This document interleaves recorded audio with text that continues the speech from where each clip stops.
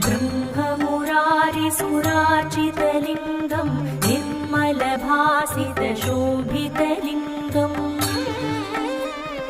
जन्मजदुःखविनाशकलिङ्गं तत्प्रणमामि सदा शिवलिङ्गम्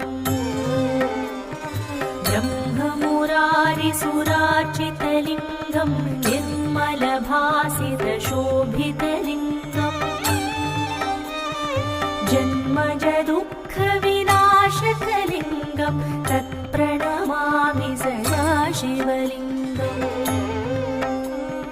देवमुनिप्रवरार्चितलिङ्गम्